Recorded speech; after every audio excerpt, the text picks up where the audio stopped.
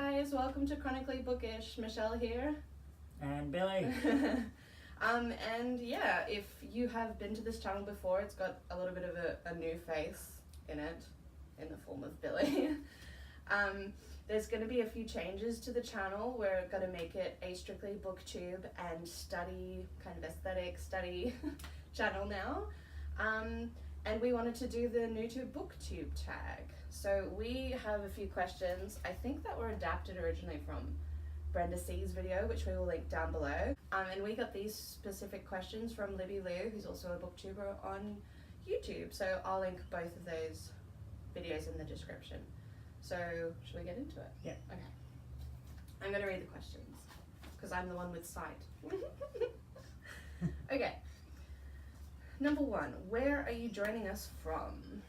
Sydney, Australia. Yes, if you can't already tell by the accents, we are Australian. And second question is, how old are you? Well, I'm 28. And I'm 27, so pretty similar in age group. Nothing crazy going on here. Number 3, why did you join Booktube? Do you want to field that one? Well, I've been watching Booktube for I don't know how many years. Yeah, actually, you got me onto Booktube. Yeah. I love Booktube. I love watching people talk about books. I love talking to people about books. Yeah. I'm actually currently studying to be a library assistant. Yeah. But it's just something that I've loved enjoying, but I was too scared to actually participate in. Yeah. So Michelle started the channel, and that kind of inspired me to hop on the bandwagon and get in on this. Yeah, and if you can't already tell, we have a lot of books. We like books. I'm not sure if you can tell by that.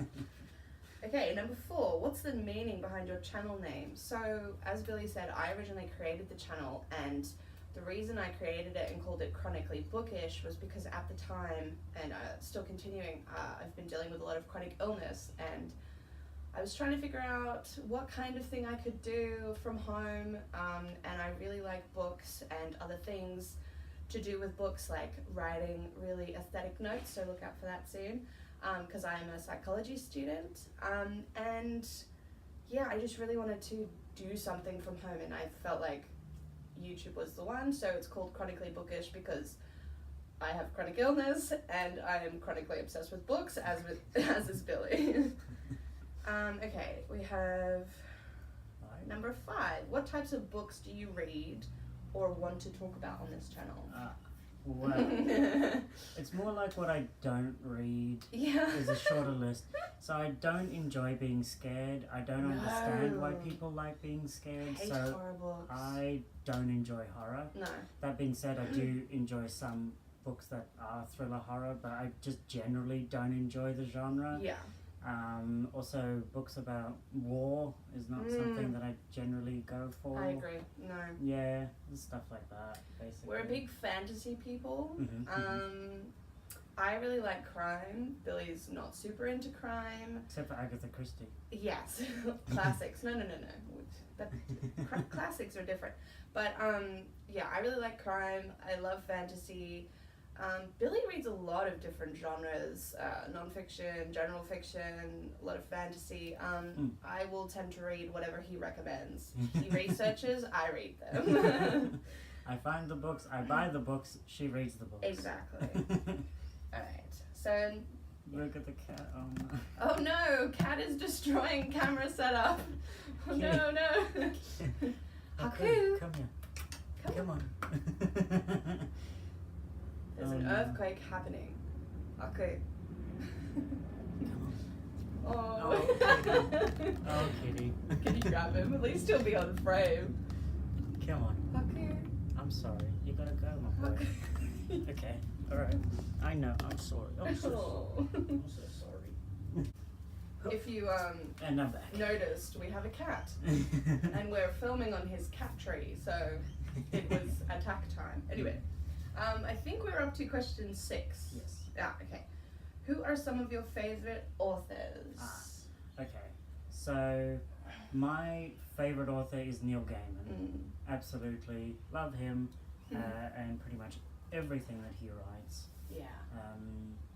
For sure. Yeah, no, Neil Gaiman is one of our big ones. I would say Terry Pratchett is one of my Terry favorite Pratchett, authors. absolutely. Even though I've only read a few books, my favorite book is Going Postal of all time and has continued to be for years and years and years. So Terry Pratchett is another big favorite. Patrick Ness. We like Patrick Ness. Met him. Lovely man. Yes. We went to was it a book signing? Yeah. At our local bookstore. Well, my classic author is Jane Austen. I started reading Pride and Prejudice, I think, when I was about 12. I did it, no, it would have been earlier than that. I was about maybe 10 or 11. Because I actually I found a book report that I did on Pride and Prejudice in primary school. Of course. In year 5. That's funny. So, yeah, Jane Austen is my favourite. Yeah, classic. I'm just having a peek at the books behind us because we have so many. I often forget exactly what we're looking at. But like, J.R.R Tolkien and of course, goes you know, without saying. a lot of the classics. Harry Potter is my ultimate series. Yes, J.K. Rowling. Yeah. Except for The Cursed Child, but all good. But yeah, those are a peek at some of our favourite authors. You'll probably see them come up a lot in future videos. Okay, number 7. What's the last book you read? What is the last book I read? I'll have to check Goodreads. Okay, the last book I read was The Mortal Word by Genevieve Cogman, and it's in a series called The Invisible Library. It was book number 5, and I was waiting so long for it to come out, and then I finished it within like 4 days, and I was a little heartbroken. So now I have to wait for number 6. And Billy listens to audiobooks a lot. Because I have a vision impairment, so I read books occasionally, but it takes me a very, very long time to read because my eyes get very tired very quickly. I have to use very strong readers and magnification, so and decent lighting. And very good lighting, and I can't read for too long. Anyway, so I tend to just listen to audiobooks, otherwise I would never get through any books. But the last book I read was actually a book called Hometown Tales, Glasgow, by Kirsty Logan and Paul, but before that was The Gloaming by Kirsty Logan. I'm on a bit of Kirsty Logan kick at the moment, so Paul McQuaid. McQuaid. I knew it was a... Dennis Quaid is here, sorry. Okay, so that was the last book I read, and it was very interesting. Yeah. Question 8, what are you currently reading? Okay, so I am currently reading The Book of Dust by Philip Pullman. If you haven't read his Dark Materials series, you have to do that right now.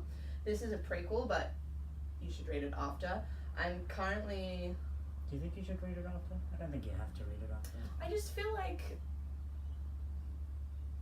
this may get like more attention now because it's new, but his Dark Materials series is like so good, so like do it first. Yeah, do you know what I mean? Yeah. But yeah, I'm currently reading this. I am almost done. I think I have 2.5 chapters to go, and I'm a little bad at finishing books. I don't know what happens, but I get to the end and I'm like, oh, it's taken me weeks to finish it. Yeah, currently reading this. And we are actually both listening to the audiobook of Nevermore, which I've already read Nevermore, or listened to Nevermore and Wondersmith, and I loved the audiobook so much that I said to Michelle, we have to listen to this. I'm catching up. Together. Yeah. So, Nevermore. Yeah. I am very slowly reading Conjuring of Light. Yeah, like which is the reading. third, it's taken me literally months. Plus, it's quite a thick book. But by V.E. Schwab, third in the series of it's A Darker Shade of Magic, which I have the first one up there. You can probably see them in frame. So I'm currently reading this. I'm slowly getting through that. And I'm also listening to Perdido Street Station by China Miéville. This is a new author for us. Yeah. Yeah. So I'm really enjoying it so far. Cat hair. Cat hair everywhere. And the other one I'm listening to is The Wizards of Once by Cressida Cowell, read by David Tennant, and I'm purely I chose that audiobook purely because of David Tennant. David Tennant's voice. Yes. So good. So it's a lot of fun. Yeah. It's just like I think it's just like a children's series, but it's just a lot of fun. Yeah. I enjoy it a lot. For sure. So yeah. So we have question 9. What do you use as bookmarks? We use bookmarks. As bookmarks. We use bookmarks. Yeah, we have like a full-on collection. We order a lot of books from like Book Depository, so we have a few of these like different types of. These are my favorite, the black and white. I love those. And then we have like some funky ones. My sister used to work in the Northern Territory with the Indigenous community, so we have like these beautiful hand-painted canvas ones, which are pretty cool. I don't know where yours is. Yeah, I don't know. Somewhere. It's somewhere, probably in a book. This one's. And that one's from Greece. Yeah, so there's a few international bookmarks. Nice ones. Yeah. This one. But yes, we use bookmarks. We. Firefly. Oh yeah, Firefly. Yeah. We hate tagging. What is it? Dog earing. Dog earing. Oh my god. No. Take care of your books. Question 10 is show us your to be read pile. Okay, so I get library books delivered to me because I have vision impairment, so it's kind of difficult for me to get back and forth to the library easily. It's a really good service. They like come to your door and they bring you the books and you just swap them when you want to return them. It's great.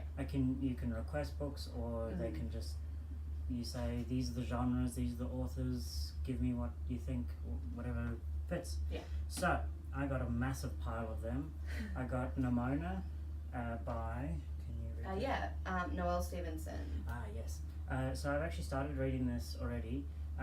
It's about this woman who wants to. It's a graphic novel. Sorry, not that. Ah, yeah, graphic novel. It's very nice. Which I read a lot of, even though it takes me a long time. Yeah. But this woman, she wants to be an apprentice to this evil genius, evil mastermind, supervillain. So it's a lot of fun.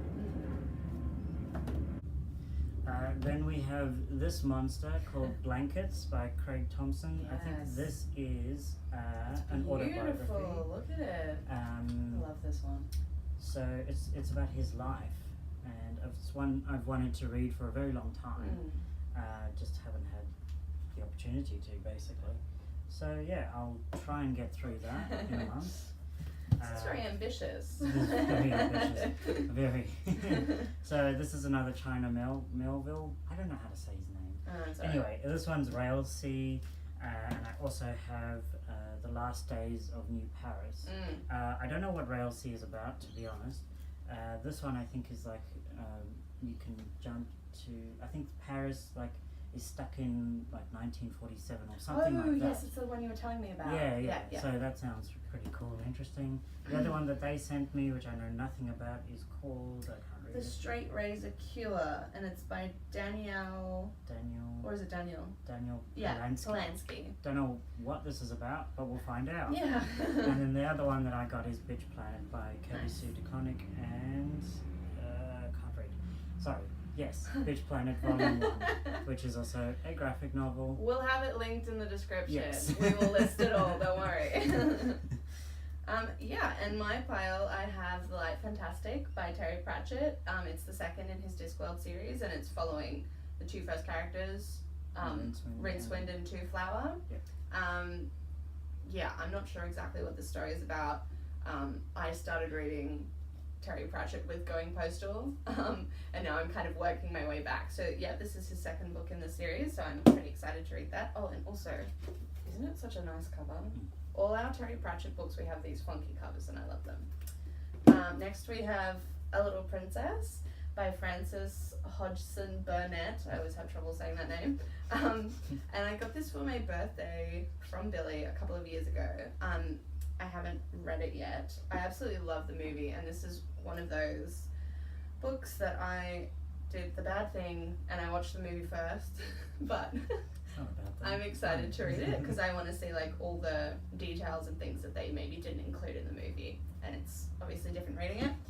Room is another one that I got for my birthday, but this year, again, it's another one that I saw the movie first, but I'm super excited to read it. It's about a girl who's taken captive, and the man who captures her rapes her, and she ends up having a child, and her child, he's 5 years old now at this point when the story's being told, are living in a room, and he knows nothing about the world outside, and It's so interesting. Go and watch it and also read it. And yes, I will be reading it too. Spinning Silver by Naomi Novik. And it's a retelling of Rumpelstiltskin. And that's my favourite fairy tale. So I was super excited when Billy told me about this book. So I had to buy it. Actually, I think we got this in the Blue Mountains. Yes, we did. We were on holiday and it's such a nice place. If you ever come to Australia, specifically Sydney area, go to the Blue Mountains. Just a little plug there. Megalong books. Allura. Yes. I love them. So cool. And also, next up, we have A Winter's Promise by Christelle de Beau. And I couldn't find who translated this. Oh, so. But it's a translated fantasy novel, and I think it's originally French, isn't it? Yeah, it's originally a French novel. They should have it there. Let's have a look. Translated from the French by Hildegard Searle. So, cool. There we go. Got both the names in there.